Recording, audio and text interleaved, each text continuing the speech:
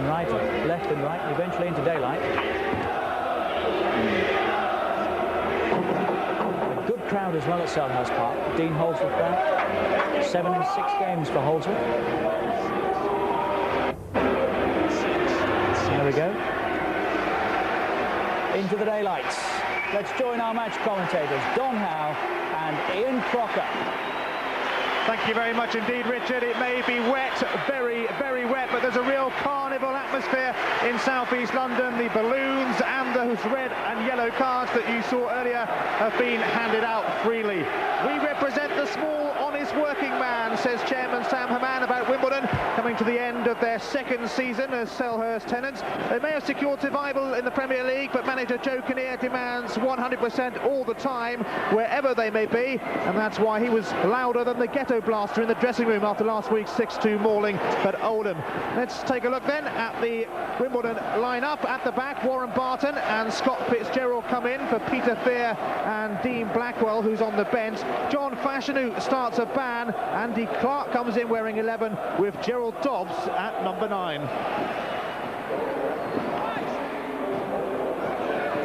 Well, Ian, I would say that looking at the setup there, obviously it's a system that they've used over this last kind of 6 years that's held them in good stead. The quality really is winning knockdowns. You know, they hit the ball directly in the channels, squeeze up behind those long balls and win the knockdowns. That's why people like Robbie Earle and Laurie Sanchez will be very important, especially Robbie Earle. He's one of the best attacking midfield players in the Premier Division. With Middlesbrough and Sheffield United winning and Oldham picking up a point in midweek, the Easter weekend could make or break Crystal Palace, now only 2 points off the drop zone, and they meet Borough here on Monday. They've treated today very much as an away game, spending lunchtime in a hotel, only arriving around 2 o'clock. Key men Chris Armstrong and Eric Young still banned, of course. There's one change from last week. Dean Gordon comes in for George Endar at number 5. That's the only change on the team that drew with QPR. Well, here again, I suppose Eddie McCulloch is the one who they move around a lot. And he's been playing sweeper for lots of games. He then plays outside right to play it. Today he's playing right back. But here again, it's in midfield. Jeff Thomas, who rates alongside Robbie Earle as perhaps 2 of the best attacking midfield players in the game. They both can get in the opponent's box, and when they get there, they can put it away. Although their goal-scoring record this season is not as good as it used to be. And there are 2 key men in the middle of the field. What a battle it's going to be between them, the 2 number 8s, Tom, Jeff Thomas and Robbie Earle. Well, like I say, I mean, Jeff Thomas, he's just come back after that long injury. It's kept him out perhaps for the most part of the season. But he'll be in that box every time he gets the chance. And he's good, he's a great finisher with his feet, and he's very good in the air as well. He gets his head onto things. A very brave header of the ball. Today's referee is Vic Callow, vastly experienced from Solihull in the West Midlands. And conditions here really reminiscent of the night, perhaps Crystal Palace's best night of the season so far, when they beat Chelsea in the Coca-Cola Cup quarter-final. Really boggy, really swaggy, and it's Palace in their famous striped red and blue that get us off and running in southeast London. Chris Coleman wearing number 4, but don't be confused by that because he'll be playing up front with Paul Williams. In fact, most of the Palace numbers bear little resemblance to where they actually play position-wise.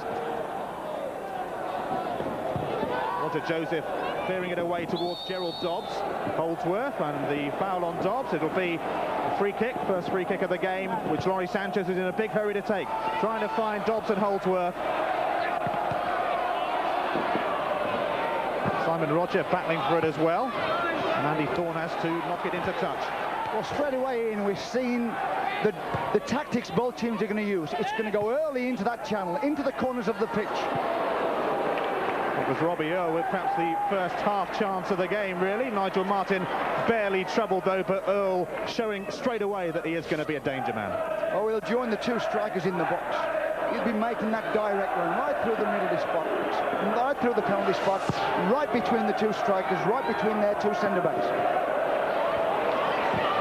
Chris Coleman forward, and the offside flag was up against Dean Gordon and possibly Paul Williams as well. Williams, of course, who joined from Sheffield Wednesday back at the start of the season. He's had his injury problems and he's yet to score for Crystal Palace. In fact, the last goal he got was against Crystal Palace for Sheffield Wednesday here at Selhurst in around about the second game of the season, I think. Here's Simon Osborne. Now Williams, can he do something here? No, he can't, because Scott Fitzgerald was there. Throw-in taken quickly towards Osborne. Can he get the crossing? Coleman is in the middle. Dean Gordon at the far side.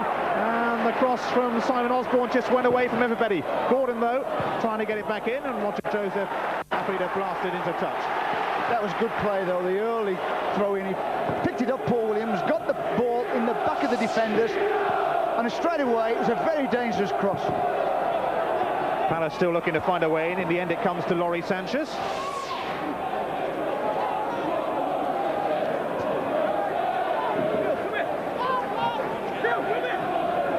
Andy Thorne leaving it for young Simon Roger, just 21 years of age, Sussex born.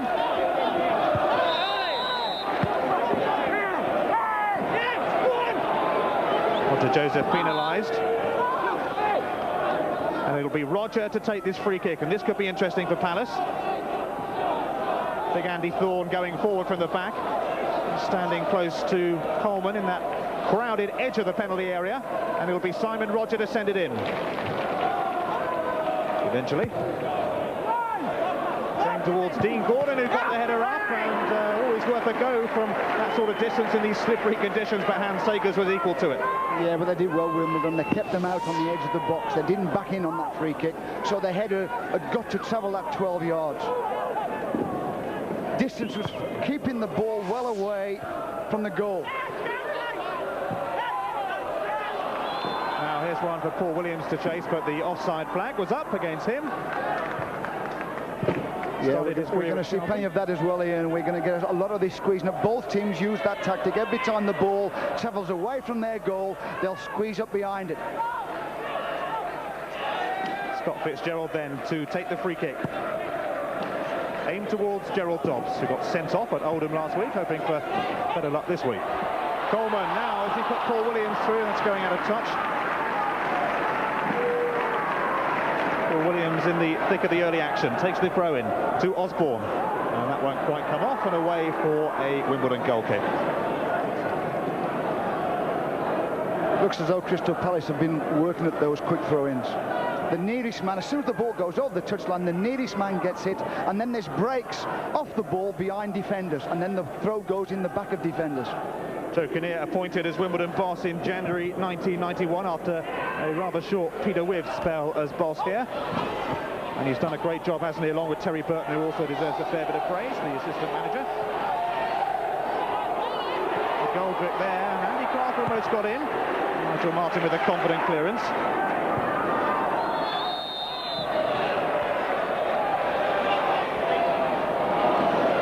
Unbeaten in 6 games, 5 of those were draws, plus a crucial 1-0 win at Sheffield United. Hardly relegation form, really, but when you're stuck down at the bottom, you can't afford to draw, you have to win a few.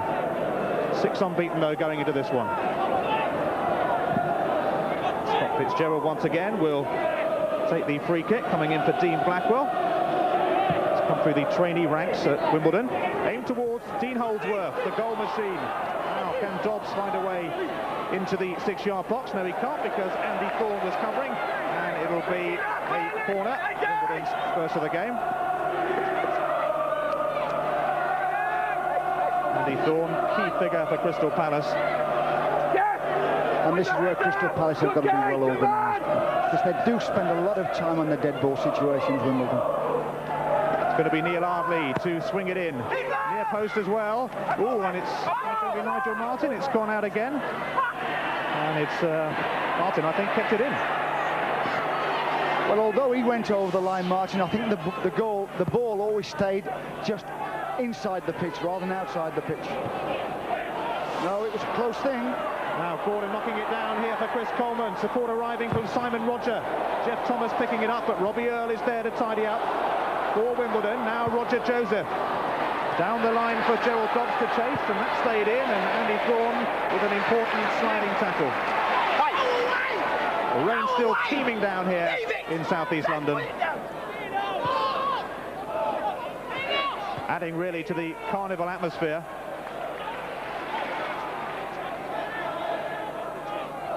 Lawrie Sanchez to take the throw. Always a man for the big occasion. Lawrie Sanchez scored the FA Cup final winner in '88, of course, and I remember him getting the winner at Old Trafford earlier in the season when Wimbledon nicked a 1-0 win there. Now he's fine. Gerald Dobbs will get the cross in. That was a dodgy moment for Crystal Palace, and Jeff Thomas took the safe route out and knocked it behind for the corner. Yeah, but it was a clever little cross there, and Robbie Earle nearly got on the end of it, didn't he? It's good defending. But he's right in there straight away, Robbie Earle. Neil Ardley going across to take Wimbledon's second corner of the game. Scott Fitzgerald has come up from the back in the box. Ardley swinging it in on the near post, and it's going to come for Sanchez. Took an awkward deflection here, Robbie Earle, and the flag has gone on his left-hand side. It'll be a free kick to Palace. Well, there you see. This is what I say, they're well organised as well, Crystal Palace, to defend. The ball comes in, it gets knocked out, and as soon as the ball's going to the back post, out come those defenders. Leave a couple of the Wimbledon lads on the edge of the box offside. Wimbledon's recent form not too bad, save for that 6-2 defeat at Oldham last week. Before that, they picked up 10 points out of 12, but here go Crystal Palace now. And the shot will come in from Gordon, easily blocked. Is Eddie McGoldrick in a bit of space, and it was taken off his toes by the other number 11, Andy Clark. Sagers the clearance and the push from Andy Thorne on Jerry Dobbs.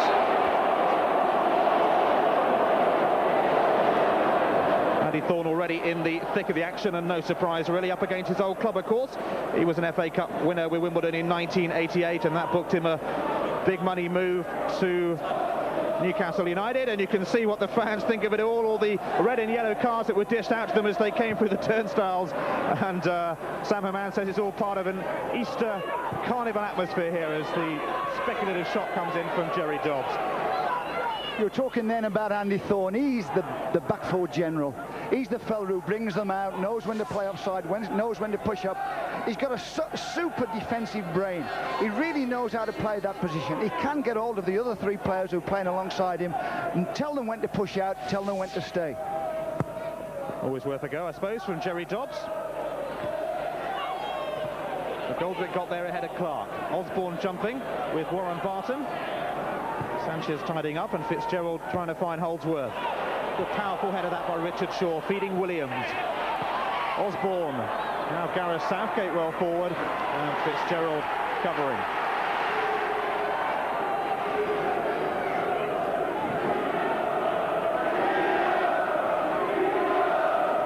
Steady Eddie McGoldrick then, who's played in quite a few positions for Crystal Palace this season, and that'll go away for Palace's first corner, knocked out by Warren Barton. Back in the side. Came from Maidstone a few years ago.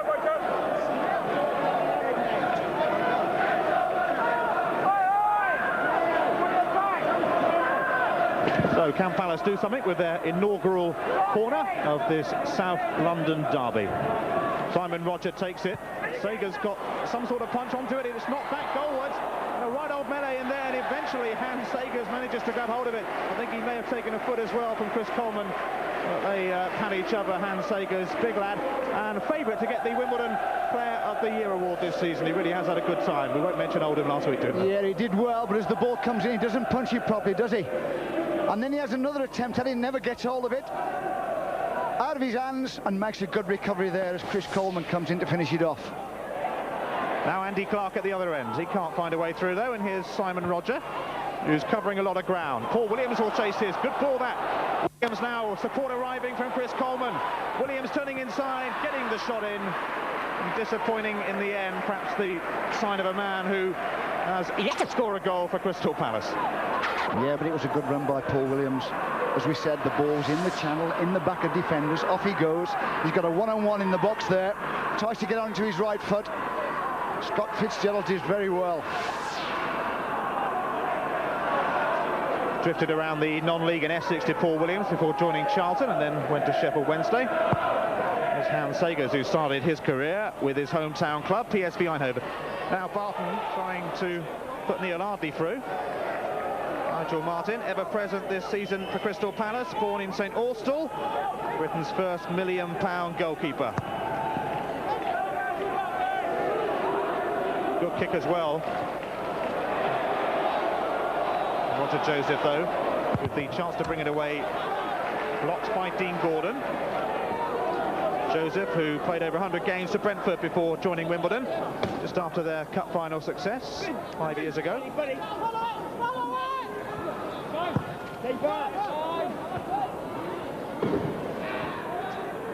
Palace won their home match with Wimbledon 2-0 over Christmas. Chris Coleman and Jeff Thomas scoring on that occasion, and a pretty bruising affair, as encounters between these two teams usually are. Quite a few bookings, and there's certain to be a lot of red and yellow cards here today, but mainly from the people in the crowd. Here's Roger Joseph. Ardley. Simon Roger coming in, and Ardley got past him but was tripped. Simon Roger, nicknamed the Bisto Kid, along with Simon Osborne, as they came through the youth team. And there you see again what the fans thought of it all, thought of that challenge. You can't afford to give too many free kicks away in this position, not against Wimbledon. They'll make one of them tell. This could be tricky towards Holdsworth, and it'll go for another Wimbledon corner, their third of the game. Richard Shaw taking a bit of a knock, but he'll be okay. Doesn't want to stay down in this mud for too long. I think he made a collision with Andy Thorne at the end. They both attacked it. Yeah. The two defenders collided with each other.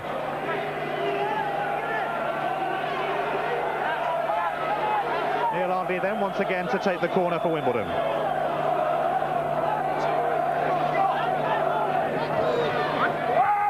Towards the near post, it's knocked away. Dean Gordon might have well got the touch on that. Back towards Ardley, though. And that's a good cross from Ardley. Andy Thorne was there just to slap it into touch. What a great bit of control from Ardley there. The ball came out the air and he took it down beautifully.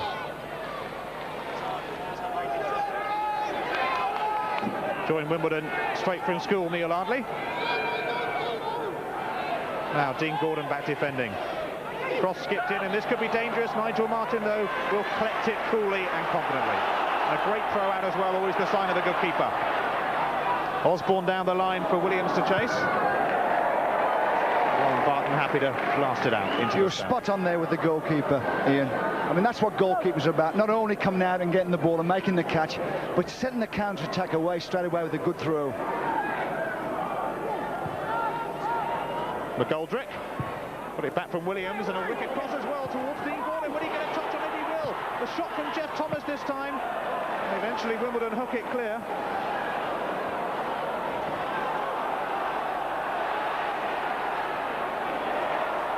Now here's Paul Williams.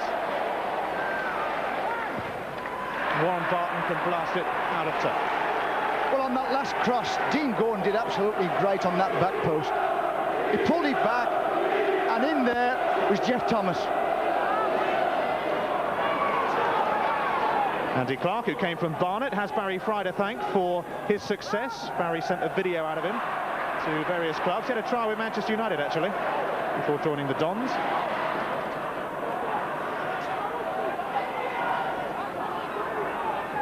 Warren Barton then with the throw.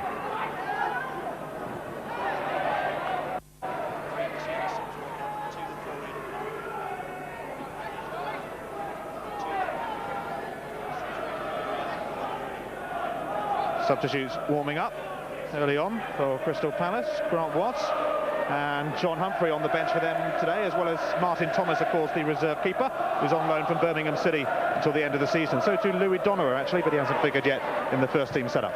Paul Williams with an aimless ball, which Jeff Thomas will have to go some to get, and Sager's the favourite. Holdsworth and Clark jumping together.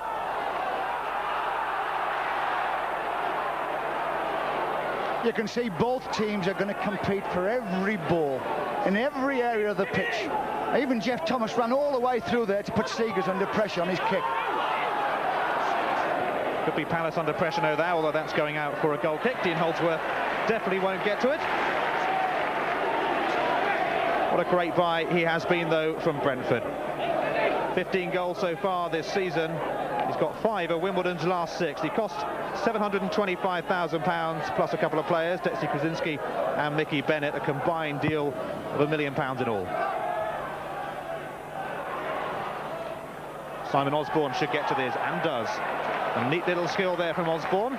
Jeff Thomas feeding Roger. Dean Gordon. Disappointing from him. I think that's the first little bit of kind of midfield play we've seen, where one team's attempted to put it together, 3 or 4 passes on the run. Normally it's just straight forward, straight back in the channel. It's the 12th league meeting between these two teams. So far 2 have ended all square. Palace have won 6 and Wimbledon just 3.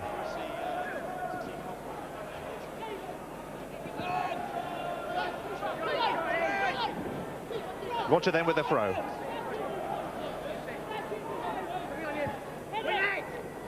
Joseph with the header. Now Ardley. Joseph will whack this, but only to Eddie McGoldrick. Fitzgerald now with an up and under. Again, McGoldrick is there. Important touch, not one of his better ones, but it took it away from Andy Clark.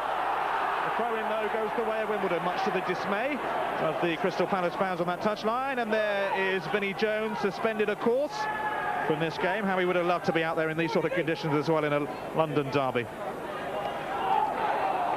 Another corner to Wimbledon. Andy Clark getting the better of that particular exchange with Simon Osborne.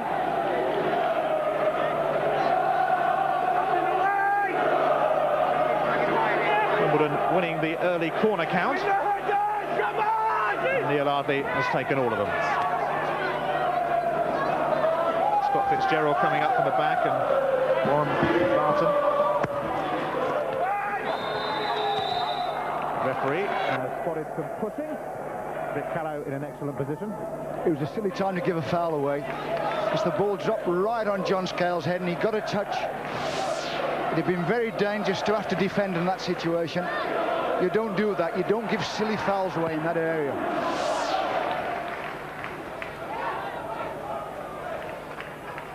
Warren Barton's header. Now, can Holdsworth get there, or will Richard Shaw? Holdsworth does. Support nearby from Clark. Still Holdsworth. Dean Holdsworth just won't let the ball go, and a great cross as well to Ardley. Ardley, though, it just skipped away from him. He'll pull it back inside for Robbie Earle, and Wimbledon take the lead. And it's Robbie Earle who gets the goal, and a great build-up as well. Dean Holdsworth finding Ardley, the perfect cross, and Robbie Earle celebrates his 6th goal of the season. Yeah, well, the ball, he got all the ball, Dean Holdsworth, and you could see he got nowhere to go. He turns inside, it's a lovely diagonal ball, and the left back's overcovered. Ardley's onto it, and without hesitation, he puts it back in the box, and who's in there? Robbie Earle. Straight through the penalty spot. That's a lovely diagonal ball. The little left back's just over-covering a little bit. No trouble putting that away. A good technical header down into the corner. He said Robbie Earle would give the key man Don, and he's got the opening goal of this derby match to give Wimbledon the lead. And the pressure on Palace now, because it's a game they can't afford to lose, with Middlesbrough and Sheffield United and Oldham all picking up points in midweek, and Borough and the Blades 3 points come to that.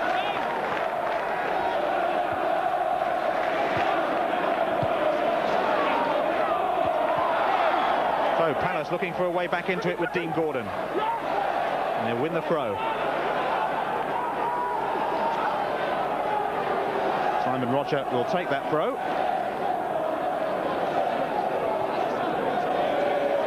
Now Coleman and the linesman flagging, and Coleman presumably was being held, and it'll be a free kick, and this is a useful position for Palace. That's right, and that's a silly free kick by Roger Joseph. He's got his hands all over his man. No need to do that. Very dangerous. Dean Gordon waiting, Chris Coleman and Jeff Thomas. It's not a particularly good cross, though.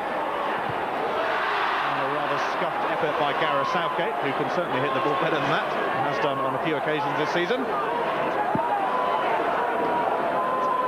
It's the perfect reply to that 6-2 defeat at Oldham last week for Wimbledon. Joe Kinnear just about happy, I think, that Robbie Earle has given his side the lead.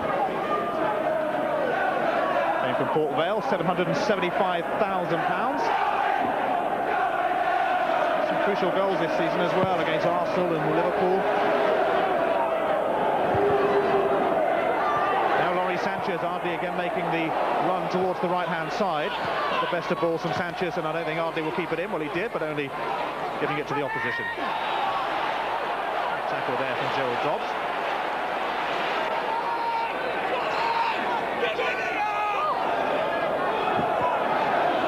Dean Gordon, voted Young Palace Player of the Year in the 90 to 91 season.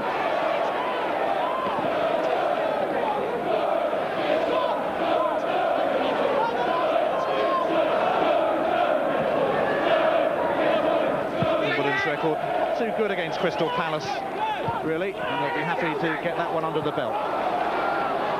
Here's Paul Williams. He was shackled out of it though, managed to win it back, and there's the throw.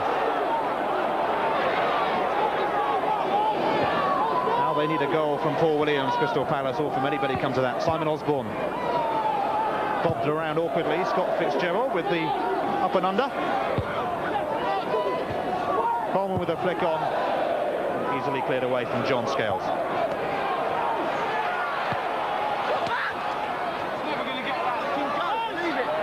Crystal Palace promoted to Division 1 via the playoffs back in 1989 after the so-called team of the 80s, and actually spent most of that decade in Division 2.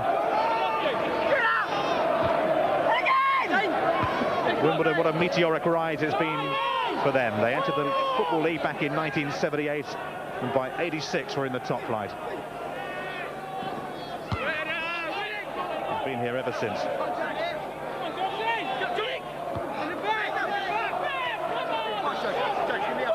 It's a bit of a stalemate, all those throw-ins down that side. But Wimbledon will play the percentages. They'll keep throwing it down that line. Now a chance for Palace to bring it away. That's not a good clearance though. And look who's there, Robbie Earle. Gerald Dobbs will chase this, so too Simon Roger. And the cross came in from Sanchez towards Earle again, and Nigel Martin has lost it, and it's been hooked in, and Wimbledon have a second goal, a scramble in the box, and Nigel Martin lost the ball, and Dean Holdsworth celebrates, and it's all going terribly wrong for Crystal Palace, but it's all going brilliantly right for Wimbledon. That's a typical Wimbledon goal. John Scales plonked it into the corner of the pitch. There he goes, right into the corner of the pitch. Young Gerald Dobbs chases after it. Neil Hardley catches it, sticks it in. All the challenge on the goalkeeper, out of his hands. Dean Holdsworth tucks it away. A typical Wimbledon goal. So Crystal Palace now really in desperate trouble down at the bottom of the table, and this will encourage Sheffield United, who of course play tonight against Manchester City, and could well move above Palace. Dean Holdsworth then scoring yet again. He's now got 6 of Wimbledon's last 7. The thing about it is, it's not just that they plonk it in the corner. Having plonked it in the corner, they get numbers in the box. And that's what it's about. There were 3 players around that cross Wimbledon got into the box. Now, they do work hard at the things they do. Fitzgerald forward, and here goes Dino once again. Holdsworth, Richard Shaw will have to get the tackle in, and it was a good recovering tackle that from Shaw. It was a great recovery tackle by Richard Shaw, because Dean Holdsworth was ready to stick that ball in that box again. There he goes, here comes Richard Shaw. It's a good day for a sliding tackle. Gets his foot to the ball and gets it out. So Wimbledon certainly putting the pressure on Crystal Palace in the battle of the Selhurst Sharers. Here Hardley deflated into the near post. Dobbs trying to get up with a header, but Dean Gordon got there first. Robbie Earle back to lay it off for Joseph. And Holdsworth in space on that right-hand side. There was nobody really marking him. And another corner for Wimbledon. Taking the mickey a bit at the moment. Works every time, eh? They just keep plonking the ball in the back of defenders in the corner. They know exactly where it's going, Wimbledon. They always get a runner into that area, and then they get it into the box. It's a very simple way of playing, but so effective and quite exciting when they do it well. Norrie Sanchez waiting, shouting as well. Scott Fitzgerald also in the penalty area. Here it comes from Ardley towards Holdsworth. It was just too high for him. Now Fitzgerald. And the sliding tackle from Chris Coleman, which was perfectly fair. I'll tell you what, he meant that, didn't he, Chris Coleman? The Wimbledon fans showing their red cards in disapproval.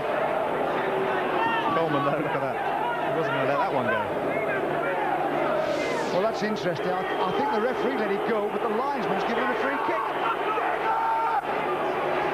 Certainly has. I thought Chris Coleman got his foot to that ball. Maybe the way he slid in. And it was very close to the linesman.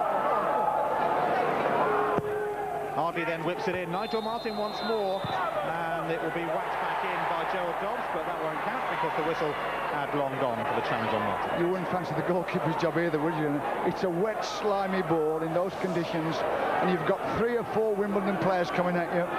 You wouldn't fancy catching it, would you, Ian? And if he's going to punch it like he did then, he's got to get height on that punch. I don't think he'll be catching it much more after the second Wimbledon goal that Dean Holdsworth pounced on.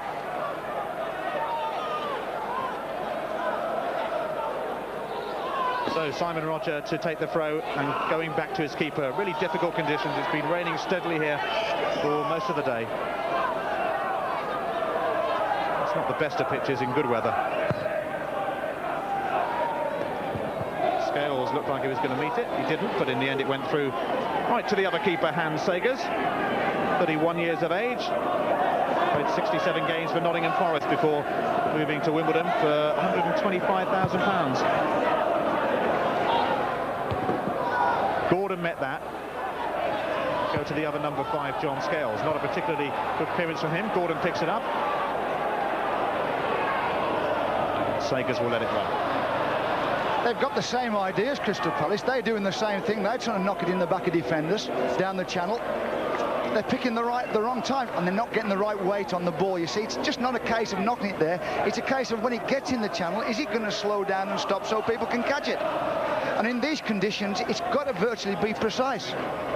Well, Steve Coppell really does have problems. He was saying he thought his youngsters could get themselves out of trouble. At the moment, it's not looking that way in this game at least. 2-0 to Wimbledon. Robbie Earle in the thick of it once more. Dean Holdsworth and Richard Shaw will taste this one. Who will get there first? Dean Holdsworth will, but on this slippery surface, very greasy. His first touch, it went straight out. Well, I would think what Steve's doing, he's looking at his team here and thinking, well, how can we stop these balls coming forward? Obviously, he needs his front 4 players doing a lot more closing down. Don't let them hit these long balls at them. 2 matches here last season between the 2 teams, finished 1-1 and 3-2 to Crystal Palace. Sanchez penalised there. Ironically, all the Palace scorers in those games last season, Bright, Wright, Gray and Gabbiadini, all long gone from Selhurst Park. Richard Shaw to take the free kick. And this is the time when Crystal Palace really do need to hit back. Shaw taking his time towards Coleman. There's nobody on the right-hand side. Eddie McGoldrick coming and winning it as well from Andy Clark.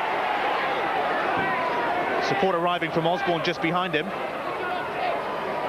find its way to Osborne eventually in a roundabout way. Now Gareth Southgate.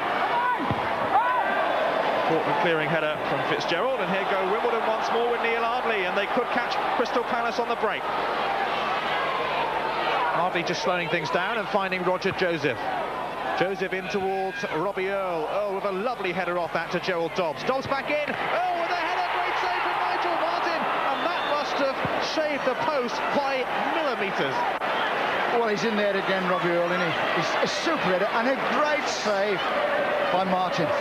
Gets his right hand of the ball and just keeps it outside the post. It looks as though they might scramble it over and can't catch it, and goes out for a corner. Well, they really do need to pick up Robbie Earle in those sort of situations. The first goal, and so close there to a second one. And Wimbledon's third. Corner count really telling the story so far. Ardley swinging it in. That looked dangerous for a while. Dobbs with a header back, and Nigel Martin will come and get that one.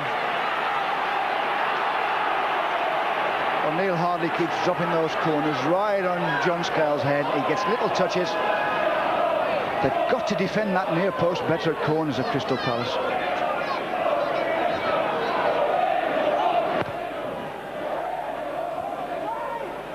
Both the number 11s jumping. Eddie McGoldrick and Andy Clark. Southgate's header. Warren Barton. It's a bit of head tennis.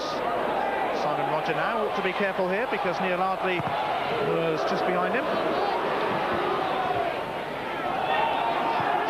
Warren Barton, Crystal Palace fans urging Osborne to get a bit more involved.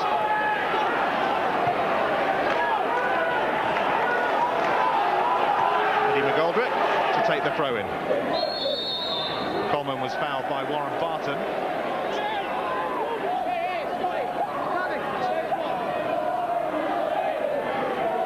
Crystal Palace really missing Chris Armstrong as he completes a two-match ban for getting sent off at Sheffield United. Foolishly sent off as well, but doesn't need me to tell him that. And he would have learnt his lesson, that's for sure. Full ball by Andy Clark, that picked up by McGoldrick.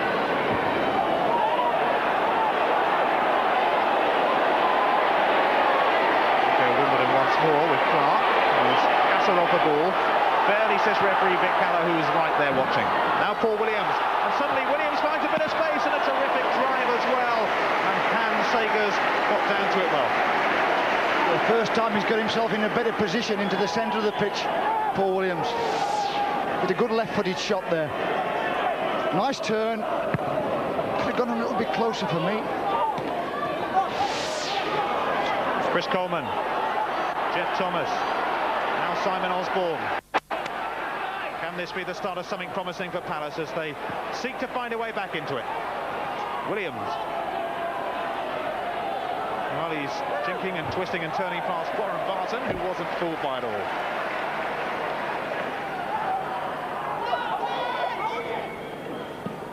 Southgate took that well, Gareth Southgate. And he should get a nice cross in here towards Dean Gordon. Roger Joseph was with him though. And here go Wimbledon once more. Cut out by Roger. Southgate and Andy Clark coming in, and Wimbledon just battling for everything a little bit more. Richard Shaw having a bit of a tussle there.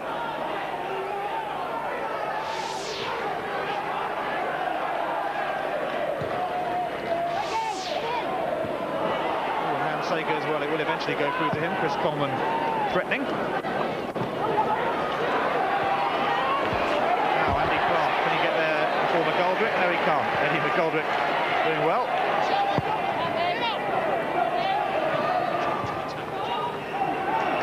Now Gerald Dobbs, good ball to Neil Hardley. Once again that we're looking to get the cross in, and Robbie Earle unsurprisingly moving into the penalty area, wanting to get on the end of it. Hardley still, he's got two players on him and still managed to find a route out.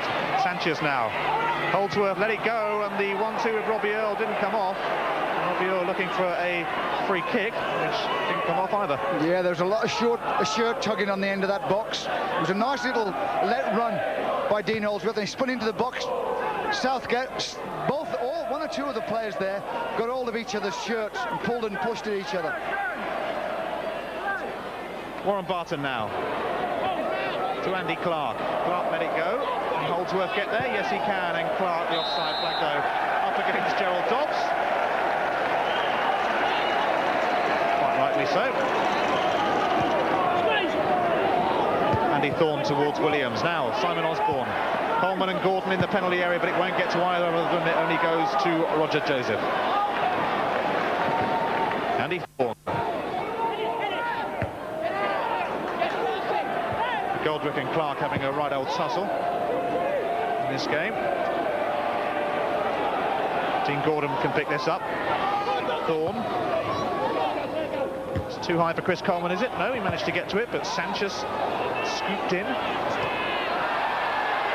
Trying to keep it in, Gerald Dobbs could only find the Palace keeper Nigel Martin, who started off his football career with St Blaisy down in Cornwall. Hasn't done too badly, but he'll rue that second goal, and in the slippery conditions he lost the ball and Dean Holdsworth pounced. Robbie Earle getting the first.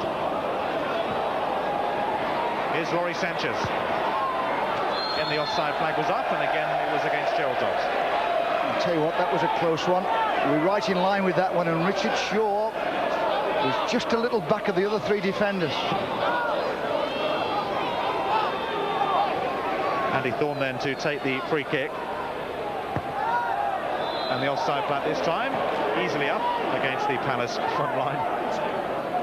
Yeah, well, they've got a little signal there of Wimbledon. And the signal goes, and as soon as the kicker puts his head down to kick the ball, out they come. Joe Kinnear can certainly be happy with the first half efforts of his team, leading Crystal Palace by 2-0, and really they had to do something in this game after that 6-2 thrashing at Oldham. Simon Osborne.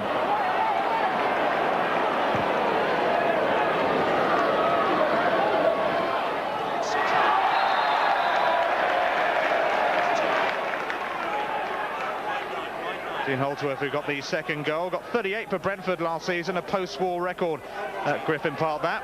Don't forget tonight, of course, on Sky Sports, Sheffield United against Manchester City. What a key game that is as well, particularly for the Blades, who could go above Palace if it stays as the way it is here. And then on Monday, Blackburn against Ipswich, who aren't out of trouble themselves, and Blackburn doing very well at the top. That's Monday at 7. Goldrick's throw to Coleman. Won't find its way to Paul Williams. It does find its way to Osborne, though. Now Williams, he's onside. Gets the cross in towards Jeff Thomas. And out gains Hans Sagers. Gordon was waiting just behind him, so it was an important punch away. A great cross by Williams there. Hans Sagers just got a touch, but it was enough. They go Palace once more, though, with the skipper, Jeff Thomas. One of the many who came out of Crewe. Started his career at Rochdale, though. Dean Gordon just took it too far, and Andy Thorne has to knock it out for the throw. Here comes the cross. They tried to play offside, and he wasn't offside, Paul Williams. A lovely cross. Hans comes out and just gets a touch to it. Helps it on, out into space. Good goalkeeping.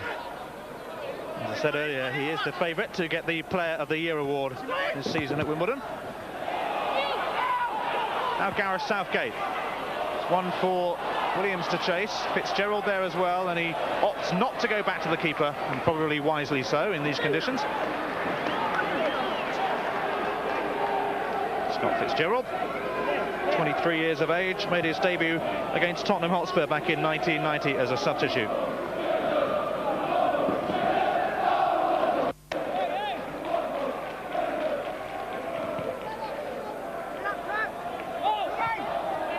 So, here go Palace once again. And perhaps they don't. Roger Joseph coming in. Palace, who finished third in the 90-91 season. It was always going to be tough to follow that, and they couldn't, ending up 10th last season. And they've got a real relegation battle on their hands. Here goes Richard Shaw, though, and he's going to have a pot. And the sting was just taken out by Laurie Sanchez. It's worth a go from that distance, especially in these conditions. He has a look, couldn't see anything on, thought, well, I'll have a go. Laurie Sanchez got across well. Southgate again, the flag was up. And that must have been a pretty tight one as well on Chris Coleman.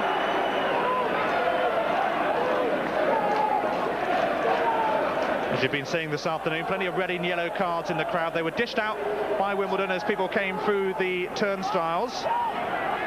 Sam Haman said it's all part of making football a more enjoyable game, and he says it's too serious. That's why he's given everyone red and yellow cards. Not quite sure what Vic Callow thinks of it all.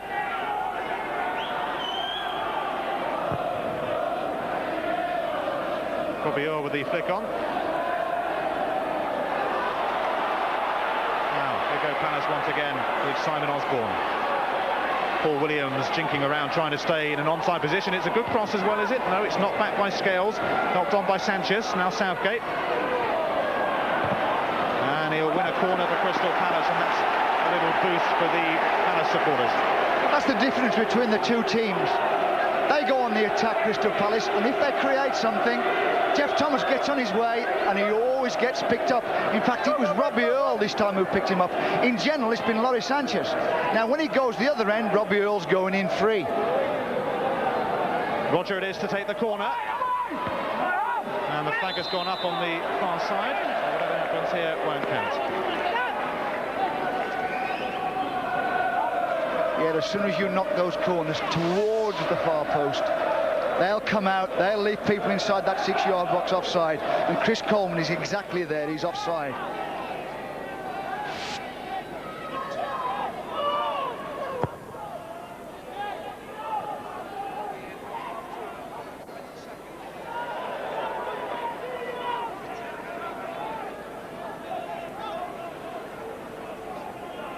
Roger Joseph to take the throw for Wimbledon.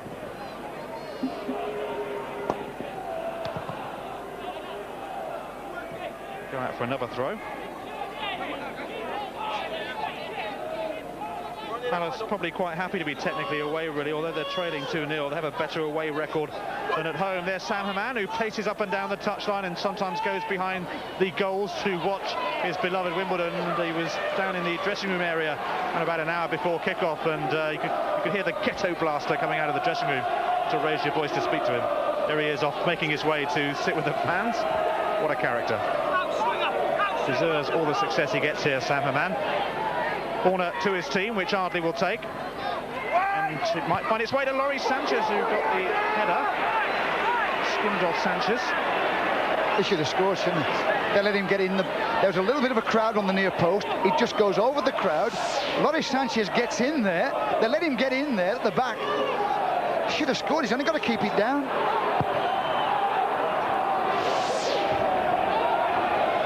Holdsworth going for it. Richard Shaw getting there, and Holdsworth had his foot up. Free kick.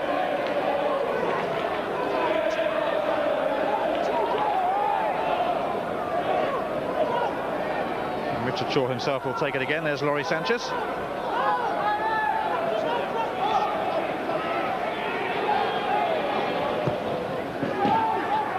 It's not a very good free kick, though, by Richard Shaw. Roger trying to find a way back in. Here goes Ardley, no doubt, for Wimbledon.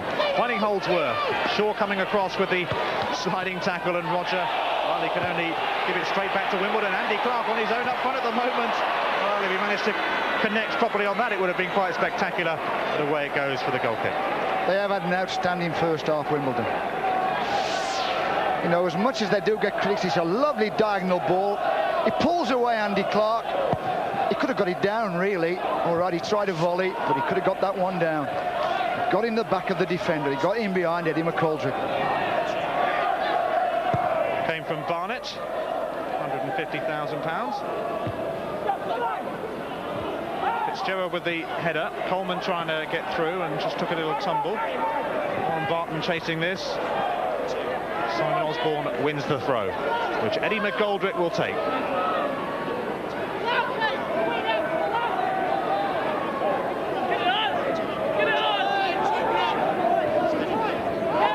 Born back for McGoldrick. McGoldrick now getting the cross in towards Coleman, who can knock it back for Southgate. His shot blocked, though. Richard Shaw got his foot in well ahead of Gerald Dobbs, but again the attack breaking down for Crystal Palace. He seems to be everywhere as well when they're defending Laurie Sanchez. Obviously he's a big man, he's good in the air, but he's defending well as well. He's getting his foot in. He's patrolling in front of his back four very well, as well as picking up Jeff Thomas. And the third longest serving manager in the top flight has one or two problems, to say the least.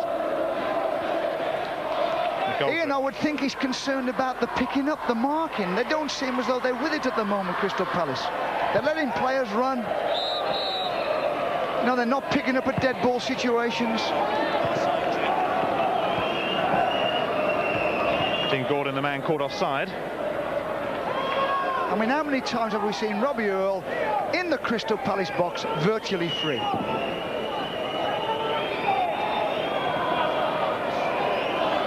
Probably be quite happy for the half-time team talk. There's Robbie Earle again, edging towards the edge of the Palace area. Fitzgerald then to take the free kick, taking his time over it.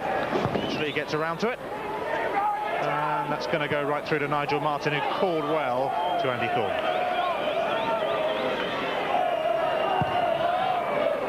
Immediately hoofed back down the other end. John Scales with a header. Jeff Thomas and Dean Gordon will chase this. And will go the way of Wimbledon, as the first half by and largely has.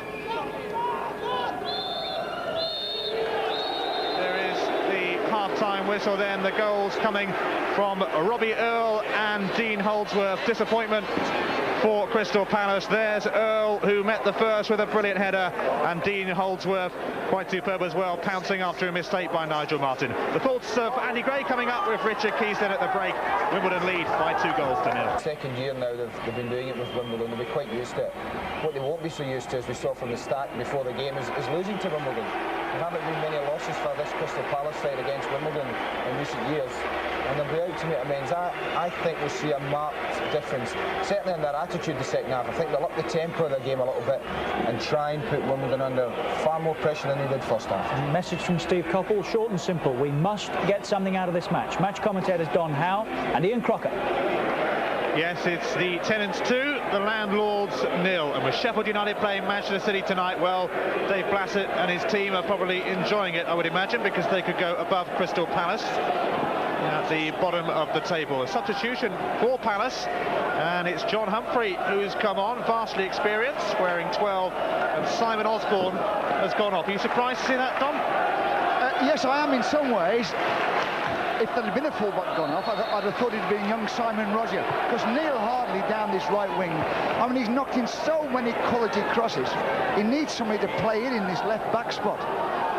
But it could be that there's an injury there. John Humphrey, who got injured in the last game on Sky Sports that Crystal Palace were featured in against Chelsea in a 1-1 draw. Palace have really got to start buzzing and going for it at the start of this second half. Chris Coleman. I've got to say this though, Ian, this is where he can play, Eddie McColdrick. He's a good cross of the ball as well. Andy Clark, that's cut out. Southgate trying to weave his way through the boggy middle of the park. Gets the free kick from Andy Clark.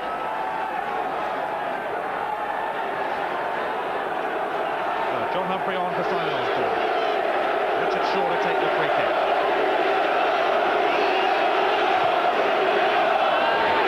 Towards Chris Coleman. And it's still bobbing about into the box there. It's laid back for Paul Williams and blocked away by Fitzgerald. Now here goes Andy Clark, and Crystal Palace could be caught here. Clark, I think he wants to do this by himself. He's got support from Holdsworth. He finds Dean Holdsworth. This must be 3, and it is Dean Holdsworth yet again. Surely finishes off Crystal Palace. A simple move. Clark, the creator. Holdsworth once more, the lethal finisher. It was a great finish. There's no doubt about it. I mean, it was good defending on the edge of the box. It gets knocked out to Andy Clark. After he goes on a run, John Humphries, he's just come onto the park. I don't know whether he's trying to push him on his left foot or his right foot. He gets inside him, gets his head up, sees Dean Holdsworth. He just passes the ball into the corner of the net. Lovely goal. Here he comes again, you see. Goes inside him quite easily. Picks out a nice pass. And that's where he's very good, Dean Holdsworth. He can put those away all day. 17th goal of the season. And what a season he's having. He's already he's going to get a bronze bust of himself, actually. Sam Haman has promised it if he got 15 goals. Well, he's passed that. Talking to Sam down by the dressing rooms, and he said he's already commissioned it. McGoldrick to take the free kick, though, for Palace. Can they come back into it? Here's Jeff Thomas, maybe. And it just wouldn't fall for Thomas, and that was fairly typical of Crystal Palace's luck. It just doesn't run for you. Yeah, it's quite surprising with Dean Holdsworth how well he's done since he's been at Wimbledon. He seems to fit into their way of doing things. There's that ball to the back post. Golly Sanchez did quite well. And who's in there again? Jeff Thomas. But Dean Holdsworth, I was talking to Terry Burton, the Wimbledon coach. He said he's one of the best players he's seen in and around that box. Nigel Martyn with the hook clearance towards Dean Gordon. Well, we said Crystal Palace desperately needed a goal at the start of the second half. Unfortunately for them, there was a goal, but it went to Wimbledon. Dean Holdsworth, and Sam Haman already commissioned that bronze bust that he's promised him for getting 15 goals this season. Here's Neil Hardley, and Wimbledon storming forward once again. It's good recovery play though by Jeff Thomas, although he gave it away to Roger Joseph. And the tackle by Simon Roger, as Gerald Dobbs threatened. Roger Joseph with the throw-in. wildly. They're just getting away from the Palace players, and in the box once again is Holdsworth, who's on a hat-trick. And he managed to scramble the ball through, but Nigel Martin was there. He's got great anticipation to where the ball's going to drop in that box. Watch him here, he's on the back post. He senses he's going to drop into that near post. It takes 2 defenders to stop him scoring. What a season he's having since that move from Brentford, Dean Holdsworth.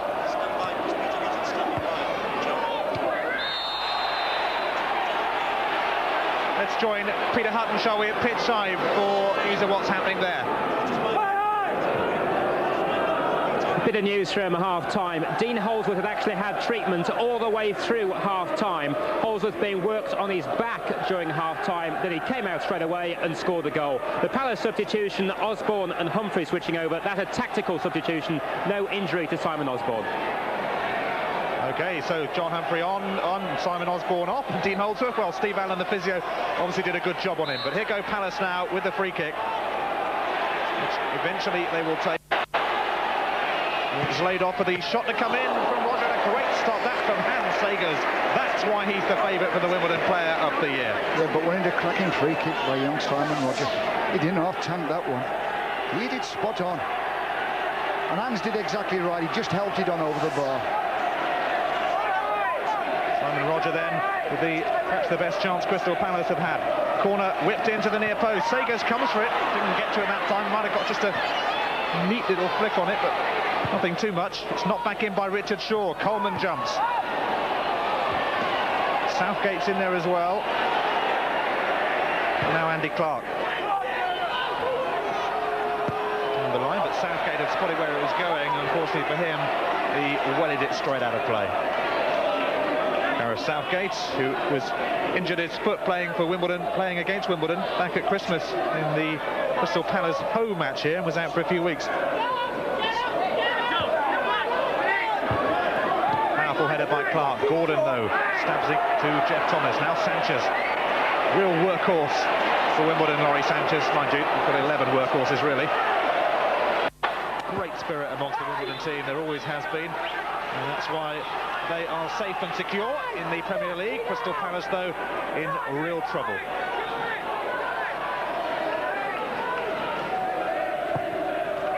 Andy Thorne trying to find Williams. The jump from Scales, and Hans Sagers will get to that easily. And really, Wimbledon do deserve their success. Sam Man having a chat with his great friend there, Vinnie Jones. He really is a character. I dare say he'll be toddling off round the side of the pitch to watch shortly.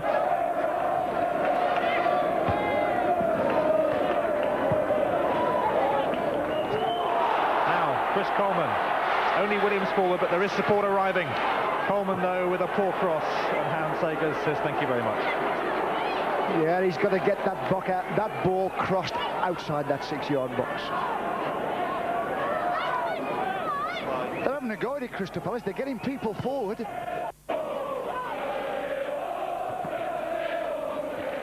Jeff Thomas and Robbie Earle almost clashing there, but not quite. And here goes Ardley now, under pressure from Simon Roger. Can he get past him? He is at the moment. Plenty of pulling going on there. Got the cross in. Andy Thorne had to clear.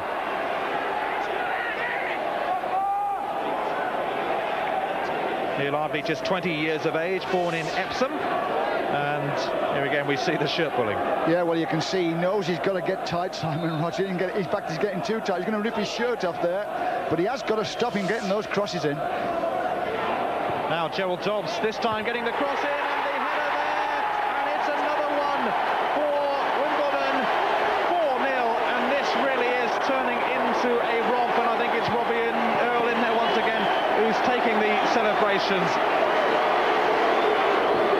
Ian, I don't understand it. I can't. I mean, give Robbie Earle 10 out of 10. I mean, his head is a super header. To throw in. Turns nicely there, Dobbs, into the middle of the goal. Who's there free? Robbie Earle sticks it away. Here comes the cross again. He doesn't miss those, I'll tell you. And here we go, Wimbledon once more with Dobbs getting the cross in, and Robbie Earle once again looking for it. Really is having quite some game, and Palace have not learned the lessons from when he got the first goal to when he got the fourth. Oh, afraid we've got to put it down to Gareth Southgate. He just ain't getting his job done properly. He should be picking up Robbie Earle. He should be covering him, especially when he goes in their box. Wimbledon have all bar 2 players forward. And it comes again, and Nigel Martin was nowhere near getting that, and this time the header came in from Scott Fitzgerald up from the back. And unfortunately for Nigel Martin, it wasn't on target. Well, I wonder if Wimbledon could have even imagined that scoreline in their wildest dreams. 4-0. They are missing big Eric Young at the back there. No, they are vulnerable to high balls into the box. No doubt about it, Crystal Palace. But won't keep that one in. They're also missing Chris Armstrong, of course, who is really proving by the fact that he's got this ban just how important he is to Crystal Palace's survival. Yeah, and they're also missing when they're defending a dead ball situation, because the lad comes back and picks up big players and copes with them. How Palace and how Chris Armstrong must rue sending off at Sheffield United, who will be looking to go above Crystal Palace in the Premier League against Manchester City tonight. Live on Sky Sports, of course. Double helping of top football on Good Friday, and here go Wimbledon again. It's Roger Joseph steaming well forward. Challenge came in from Dean Gordon, but it was a fair one. And Simon Roger can try and find Paul Williams, and does. Can Williams hook it in here for Chris Coleman? It's laid in, and Scott Fitzgerald got there as well. And the referee, Vic Callow, decides that it will be a goal kick. It came off Coleman. They do look dangerous, Crystal Palace, when they do the same as what Wimbledon are doing, plumb the ball into the corner of the pitch. There goes Paul Williams, gets a cross in, there's a fight ball in the box. Scott Fitzgerald did very well defending there.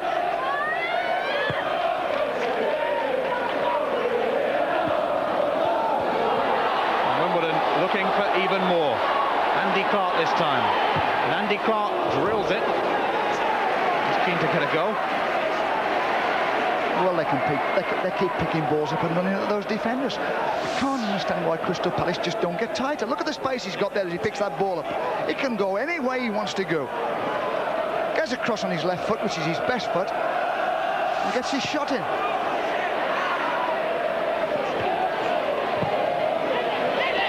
Now, can Dean Gordon get to this for Palace and give them some sort of lifeline and some sort of hope? Although it would take nothing short of a miracle, really, to truly haul themselves back into this game. Here goes Robbie Earle. 2 goals for him this afternoon. Warren Barton didn't keep it in.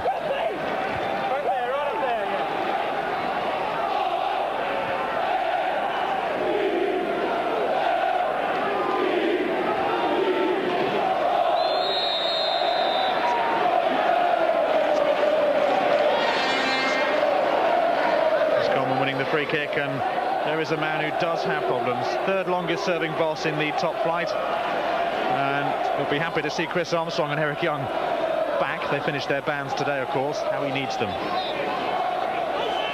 Humphrey to take the free kick, and it might find its way to Connell, will it? No, Roger Joseph can tidy things up for Wimbledon, trying to find Gerald Dobbs, and there's nobody for Palace on that left-hand side. Andy Clark here in acres of space. Paul Williams decides he'll run across and try and get to him. Clark skipping easily past Williams, though, and still going. Can he go all the way? No, he can't, because the challenge came in by Southgate.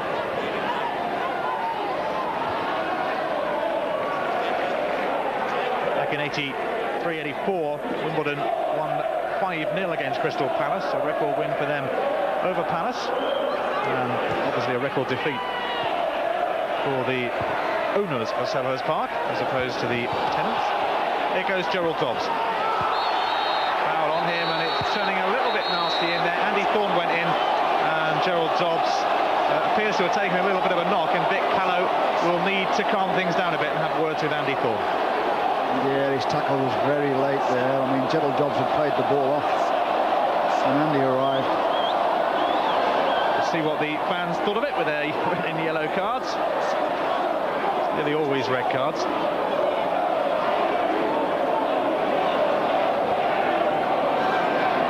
Vic Callow then taking the name of Andy Thorne. He goes into the book.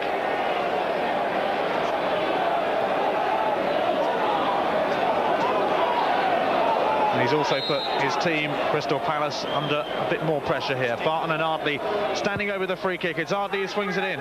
It's just too high for John Scales. And Andy Thorne's clearance there is going out for the corner, much to the delight of the Wimbledon fans behind the goals. Here comes the challenge. You can see he's well late. I mean, the ball's virtually arrived at his passing area. And he's so late there, Andy Thorne. Another corner from Ardley towards Sanchez. It missed everybody. Coleman back there defending, and he needed to be.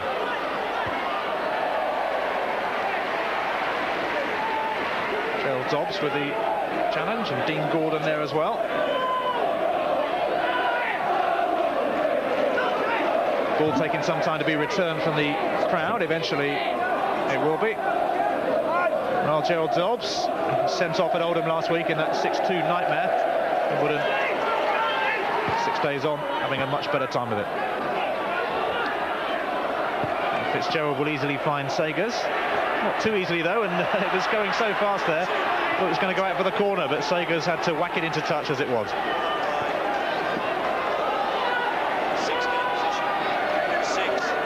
Sagers, oh so popular with the Wimbledon fans.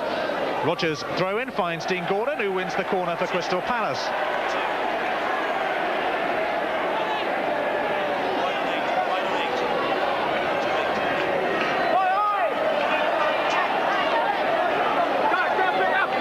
McGoldrick will take it. In it comes, and across the face of the penalty area it goes. Simon Roger knocking it back in. Dean Gordon in there as well. Was there a handball? There were half-hearted claims. Eddie McGoldrick can't even find a way through for Crystal Palace. Most of the claims coming from the supporters, though, not surprisingly, in increasing frustration. Dick Callow of Solihull, though, one of the most experienced referees in the business. Yeah, well, he bobbed about at that corner in and around. I think you'll find it's Warren Barton who comes and clears it in the end. I mean, if it did his hand, it was accidental. Didn't know too much about it. It's Nigel Martin, who made his debut for England against the CIS in Moscow last year. It's not a bad kick either, but John Scales jumps highest. Robbie Earle and Jeff Thomas will go in for this one. Thomas easily getting there first. Now Williams. Dean Gordon. First time cross from Gordon. McGoldrick coming in, but it's going to be too far.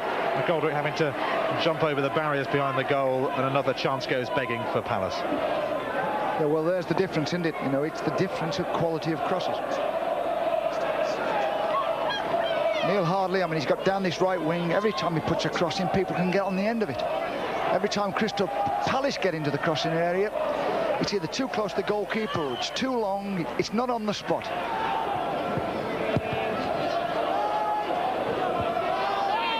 I was talking to a couple of Crystal Palace fans before the game who said without Chris Armstrong they got no chance of scoring, and at the moment they're being proved right, and it's Wimbledon once again pushing for a 5th goal with Joseph. Just didn't quite come off though.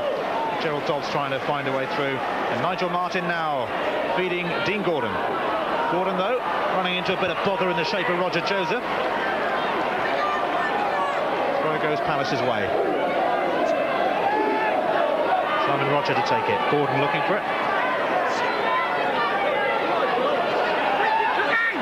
Same towards Coleman, who skimmed it on nicely to Gordon. Palace will do well. They're just being shackled every time they get the ball. Paul Williams though wins the throw. Taken quickly by Coleman to Williams. But John Scales is covering and will probably go out of play. Indeed it does.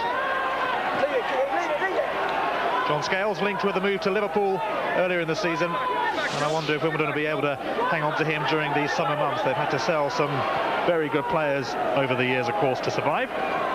Terry Phelan, Keith Curl, you think of, and a few legs flailing in there. The outcome of it being, the referee might well give a drop ball here, actually. Indeed he will. Yeah, there wasn't a foul there. It's just a kind of scrimmage where the ball got stuck between Roger Joseph's legs. Simon Roger finds Southgate. Southgate going towards the most crowded side of Wimbledon players of that particular area. Andy Thorne jumping well, but only giving it straight to Earle, who's like a man possessed this afternoon. Holdsworth to Clark, and now Warren Barton. out by Humphrey. Southgate finding Coleman. McGoldrick suddenly discovered that he had a bit of space, Eddie McGoldrick. And he'll hope to use it wisely. Now Williams looking to get the cross in, but Warren Barton is there covering for Wimbledon, who just look as if they've got more players on the parket sometimes than Crystal Palace. Here's Southgate. Williams once again, and it's blocked by Scott Fitzgerald. And Barton can welly it towards Dean Holdsworth. 2 goals for Holdsworth and 2 for Robbie Earle. He's gone down and he's going to need a little bit more treatment from Steve Allen, Wimbledon physio.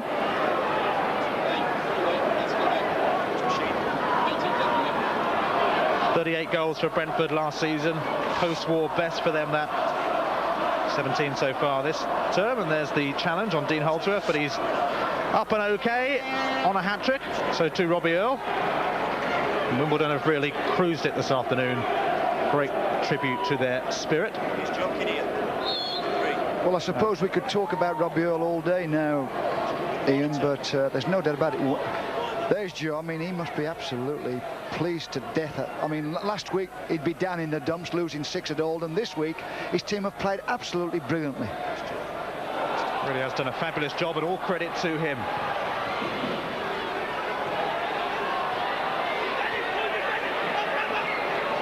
Scales. Challenge came in on him, and it was an unfair one by Chris Coleman. Free kick Wimbledon. I know Wimbledon worked very hard at the training this week. I know for the fact they didn't even have a day off. I think they were so upset with last week's defeat at Oldham that they got to grip of the players, and they've worked hard at it, and obviously it's paying dividends. As you can see, the rain still teeming down in South East London, as it has been for most of the day. Wimbledon, though, just love a good old scrap in the mud, don't they? That'll be hoofed clear by Roger. Scales jumping. Almost went on top of the stand, that one. Throw to Wimbledon there. Neil Harvey might well leave it for Roger Joseph. In fact, the referee has spotted that the linesman's flag was up, and it'll be a free kick to Palace. But coming back to Robbie Earle, he's not only that he can score goals. I mean, he's up and down. His stamina is absolutely brilliant, and he never stops talking to his teammates. I mean, in this form, you'd pick him for England, wouldn't you? I mean, he really is outstanding. Well, Sam Haman says in his programme notes that Dean Holdsworth would be playing for England if he wasn't a Wimbledon player. Says they all get overlooked down here, and they do have a lot of young talent as well. They are an easy target for a lot of people in football, but they have done well, and that's a useful looking cross for Crystal Palace though this time. And will it be scrambled in by McGoldrick, who was deep inside the penalty area? Away it goes for a Crystal Palace corner. He would have banged on Eddie banging that one in, but it just wasn't running. He made a mess of that, Warren Barton. Never really got hold of it, and he dropped to McGoldrick. Had half a chance. Another corner though, which Simon Roger races across to take. Palace 4 behind on corners and 4 behind on goals. Sagers comes and gets a finger to almost look like. Dean Gordon. Gordon doing well. He'll get the cross in, and that's a neat one. Hooked away. It's Holdsworth, I think, back defending on that occasion for Wimbledon. Doing the business at both ends. Coleman laying it off, and there is Holdsworth once again to clear. It's all over the park. John Humphrey under pressure from Andy Clark, and he had to belt it out.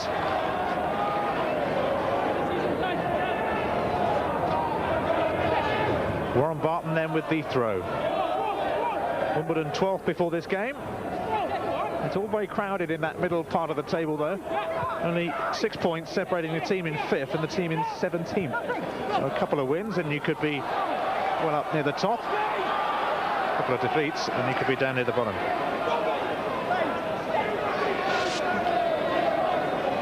Well, here comes the cross, and Warren Barton makes a mess of it, and it's his best foot, his right foot. And McGoldrick tries to get on the end of it, doesn't get the kindness of the bounce, and pulls it just wide of the goal.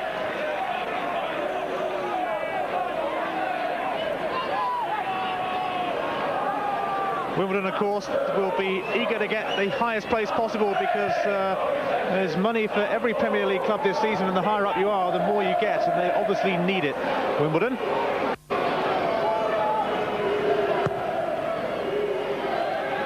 Coming to the end of their second season as Selhurst Park tenants. They're hoping for a move back into the London borough of Merton within the next couple of years or so.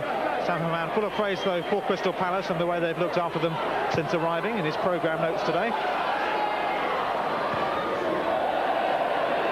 He's passing on his thanks to Ron Note and to everybody at Palace for making them so welcome. And I'm sure in a few minutes he'll be off, as I say, around the pitch and watching from a different angle. He's a great fellow and he's very important to the spirit of this club, Sam Hammam.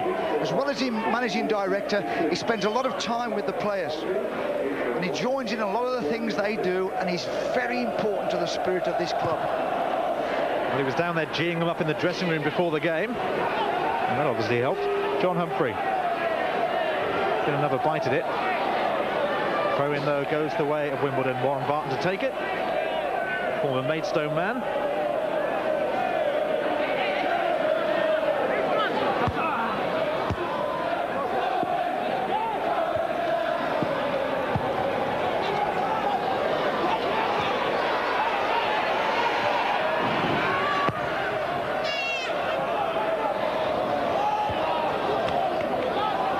Crystal Palace at least get a goal that would, I suppose, give them just a little bit of confidence in the run into relegation. Don't forget tonight, of course, at 6:45 on Sky Sports, another important match at the bottom, Sheffield United against Manchester City. And then on Monday at 7 o'clock, Blackburn Rovers against Ipswich, who have bombed considerably lately and are definitely not out of the relegation woods just yet. Well, he had a glittering career as a player with Manchester United, 42 caps for England, but he's now facing surely the toughest test of his managerial life.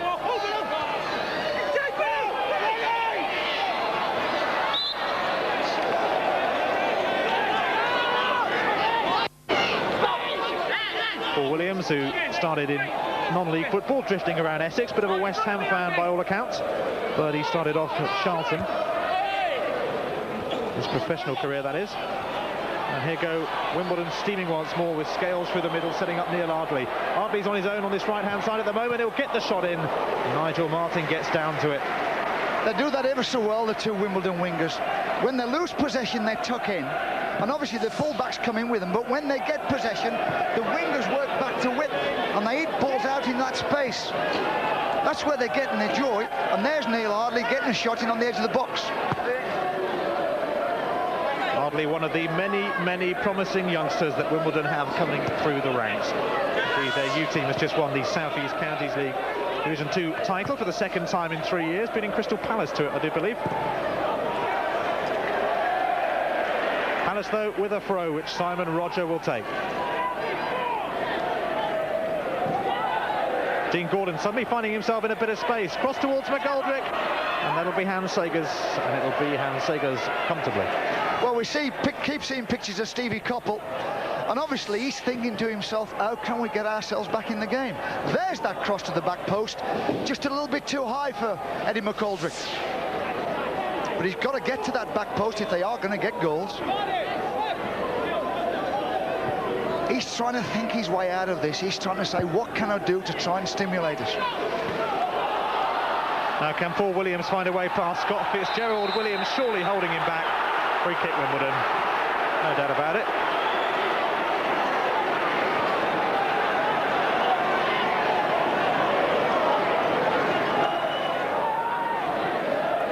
Hans Sagers brought as a replacement for Dave Besson. Of course, let's get the touchline view, shall we, from Peter Hutton.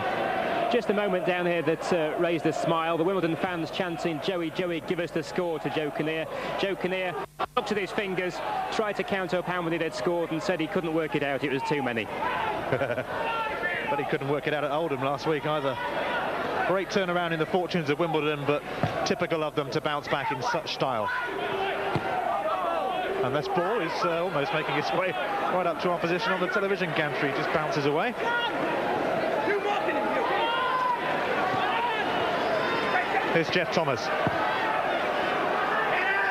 He hasn't left Jeff Thomas, has he, Laurie Sanchez? Every time the ball's been in and around Jeff Thomas, Laurie Sanchez has been there.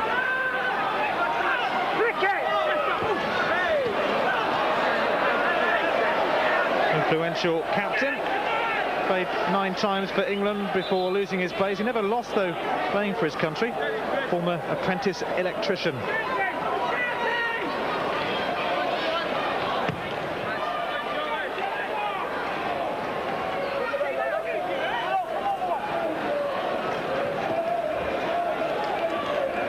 Chris Coleman going to retrieve the ball because no Wimbledon player seemed in too much of a hurry to do it.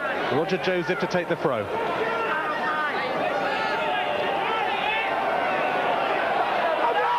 Joseph taking his time, and that's annoying the Crystal Palace fans sitting just behind him. Thomas with the clearance. Joseph holding off Coleman. Now Sanchez. Scales, not a good ball though, cut out by Roger, who in turn gives it straight back to John Scales, and he accepts gratefully. Now Scales again gives it away with Andy Thorne. Well, the offside flag was up. It's applauded by the Wimbledon back line. Paul Williams, the man in the offside position. Yeah, it was offside. It wasn't much, but it was enough to be offside. He's got to keep making those runs, Paul Williams. That's when he's looked like a player, when he's spun out in behind fullbacks. Scott Fitzgerald to take the free kick. He's had a good, confident game, the youngster, born in London, and he's come through the ranks of Wimbledon. Here's Chris Coleman. McGoldrick. He'll never give up, Eddie McGoldrick. He almost missed out there to Robbie Earle. Humphrey, though, trying to find Williams. Throw in Palace.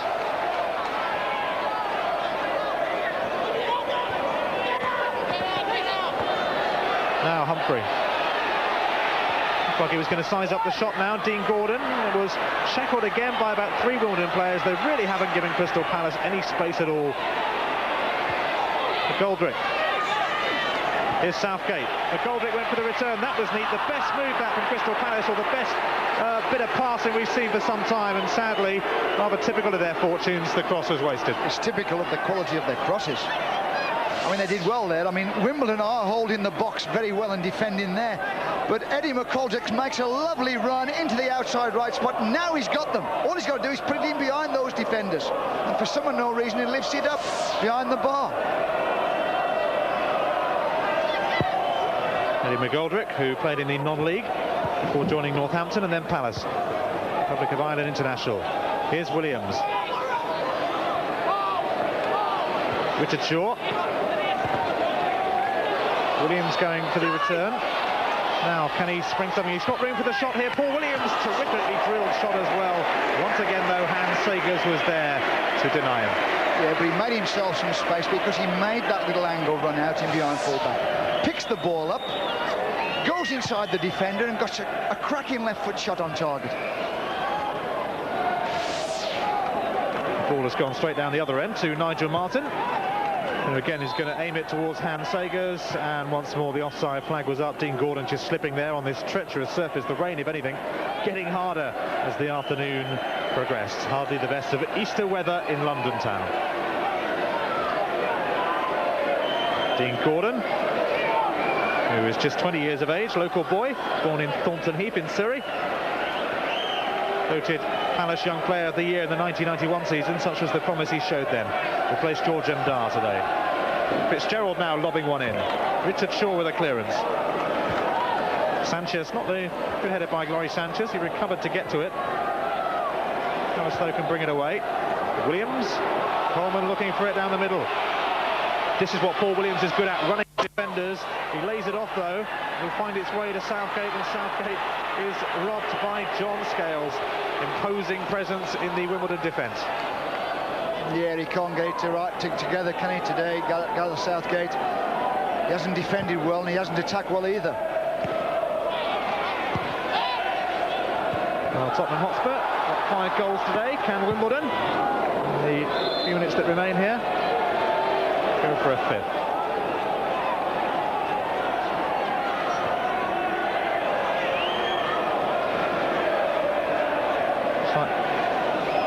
Wimbledon substitutes look like they could be about to make an appearance very shortly. They just stepped off the bench. There they are. Dean Blackwell and Paul Miller.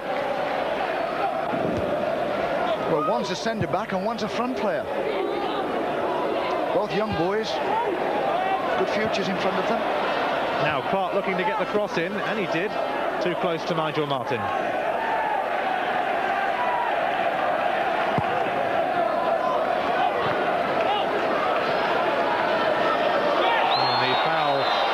Scales on Coleman there, and I think Scales followed through a bit, and Chris Coleman, to his credit, I thought he was going to go and have a bit of a set two with Scales, but he walked away in the end.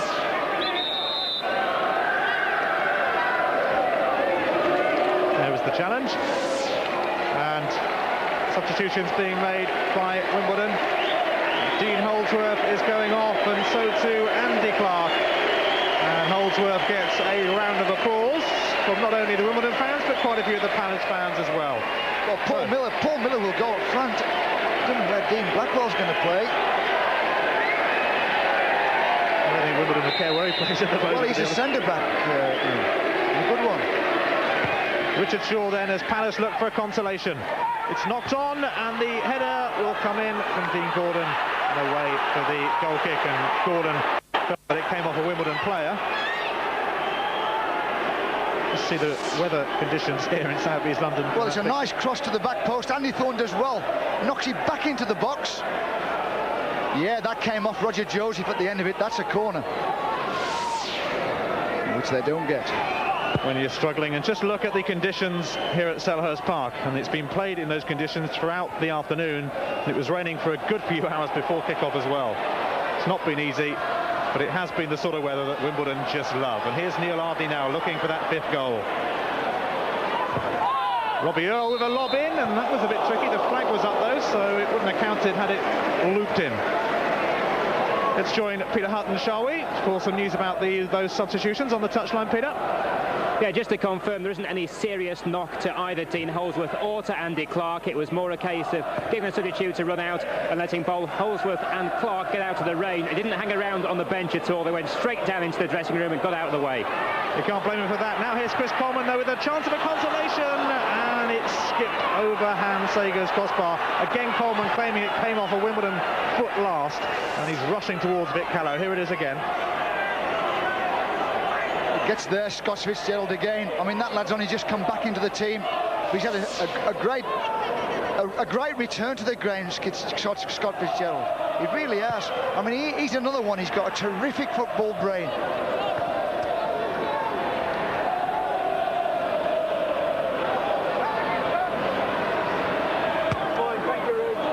Palace merely seeking a consolation now. John Humphrey did again and back in business. Palace have the free kick. 12,275. I think Wimbledon might have hoped for a few more than that. Well, Joe Kinnear is in that position, and he's in that luxurious position where he can take a couple of players off and put a couple of younger players on. He can save players from Monday's game.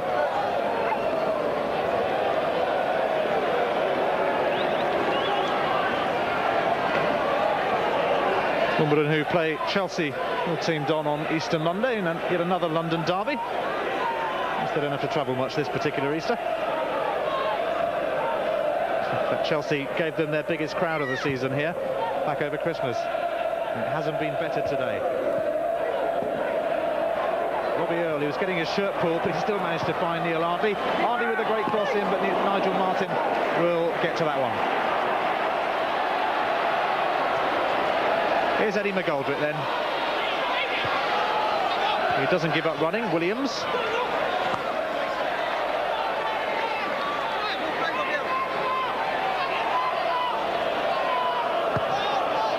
The flag was up there against Dean Blackwell.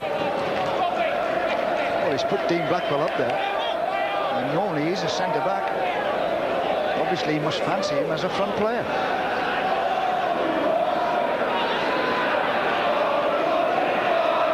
Crystal Palace, of course, often falls to play people out of position. In fact, I don't think a game's gone by when they haven't done this season. Steve Coppell has had that misfortune. It's happened again today. John Humphrey whacking it in, though, towards Chris Coleman. Now will it fall for Coleman? And he still can't find a way past Hans Sagers.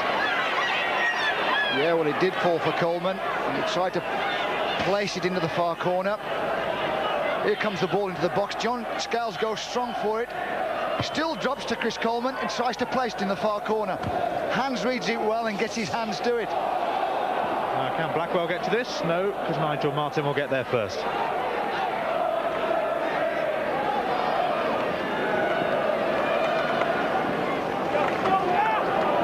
Nigel Martin coming well out of his goal.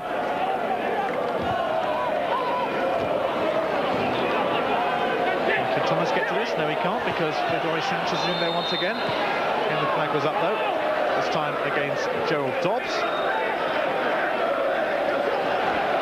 Wearing the number 9 shirt. It is usually worn by John Fashanu, of course, who's suspended along with Vinnie Jones. Roger with a free kick. John Scales met it first. It'll come to Humphrey. Humphrey had time to look to see what to do with it, and in the end didn't do an awful lot with it. And here goes Sanchez. Ardley. Dean Blackwell will chase this, but it's always going to be Andy Thorne's ball, I think, and he did well to control it. It's given away. Now Ardley.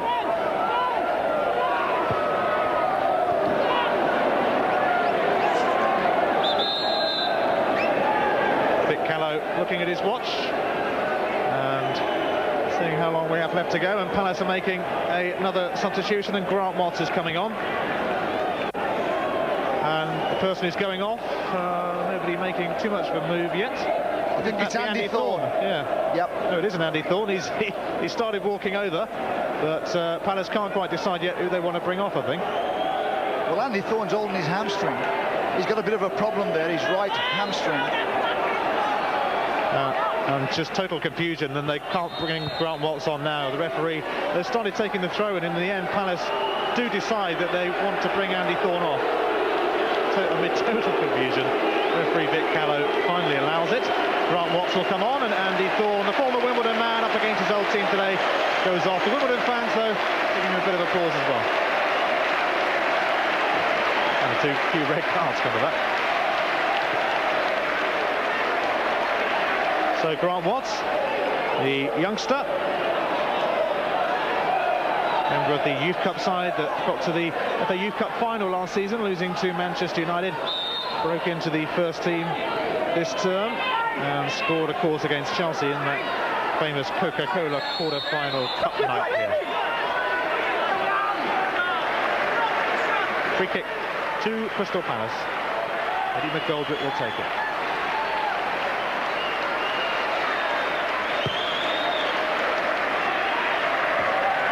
Coleman, it's knocked down now. Simon Roger, he can't find a way through. Blackwell could pick this up. Only goes to John Humphrey, though, and skips through everyone to the keeper, Sagers. Well, it's been a very impressive performance from Wimbledon, Ian. Whatever their critics say about them, they've played fast, exciting football and scored some outstanding goals today. They really are an easy target, but you can't knock them.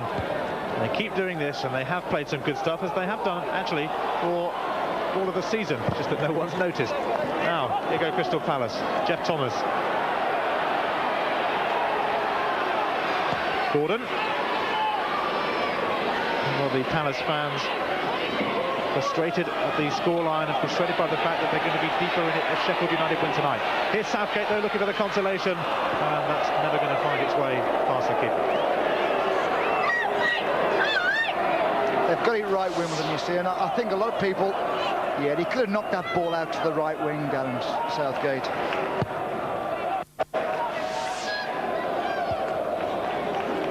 Coleman. Dean Gordon nearby, and we'll get it eventually. And who will get here? Hans Sagers, John Scales. Sagers it is. Happy just to lie on the ball. You see, coming back to Wimbledon, they do spend a long time working up this tactic. These balls plonked into the corner of the pitch, runners going into the corner of the pitch, supporting the ball in the corner of the pitch, getting good crosses in. They work at it day after day after day, and they don't get enough credit for it. They play to their strengths, and you can't argue with that. That's what Joe Kinnear always says. That time he got a bit of praise. Certainly seen off Crystal Palace comfortably. Wimbledon have been with a shout as London's top club from the end of the season. Always a bit of rivalry in the capital city about that.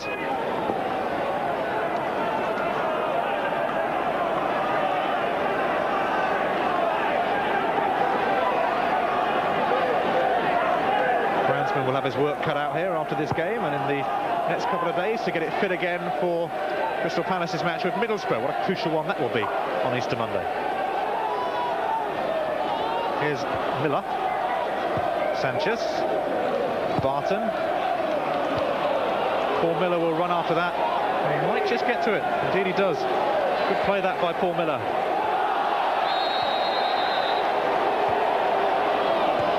No doubt about that. Free kick. Grant Watts, the guilty man.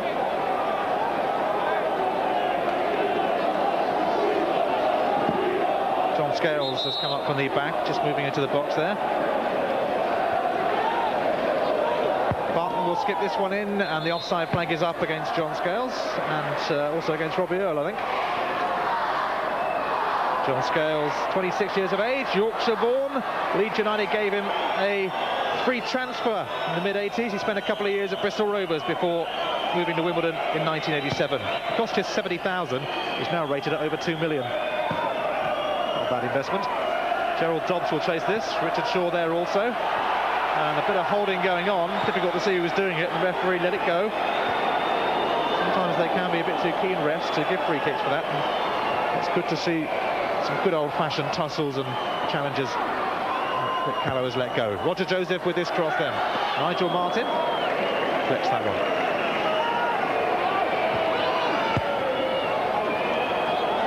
Here's Grant Watts. Sign of the future, I guess, at Crystal Palace, and it really should be promising because they, like Wimbledon, have got some good kids coming through, Couples kids. Here's Sanchez. Chris Coleman will try and block this, but this game really long gone for Palace. Yeah, but they're still chasing that ball into the corner, Wimbledon. I mean, I don't know how many runs Gerald Dobbs has made into the corners of the pitch, but in these final minutes he's made another one. Just 22 years of age. Only made 4 appearances before this season, but he's now established himself as a regular part of the first team. Wimbledon not in too much of a hurry to take this throw in. Who can blame them? They'll be looking forward to the showers now.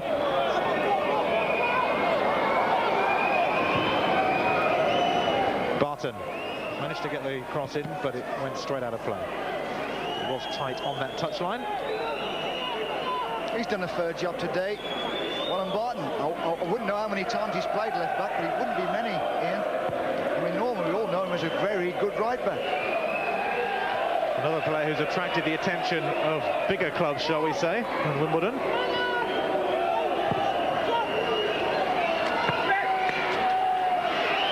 Wimbledon stand for the small, honest, hard-working man, Sam Haman says.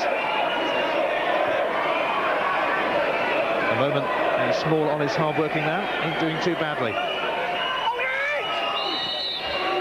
And there it is, the full-time whistle. Vic Callow signals the end of 90 minutes. Robbie Earle, absolutely outstanding for Wimbledon. He scored 2 goals. So too did Dean Holdsworth, who was substituted near the end, just to give him a rest, I dare say. Holdsworth in stunning form. And Joe Kinnear's men have bounced back from that 6-2 defeat at Oldham last week. But a fine 4-0 drubbing over Crystal Palace. Relegation problems continue for them. They'll be eager to see how Sheffield United get on tonight. Full-time score, Wimbledon 4, Crystal Palace 0. Thank you, Ian. And Don Howe. It's a win that takes Wimbledon into the top half. And as Ian was saying, leaves Palace with a mountain to climb. Short break. We've still got the Rugby League to come, of course. Wigan against St Helens. That could decide Rugby League's championship. Next, we'll be looking back on the highlights from Selhurst Park.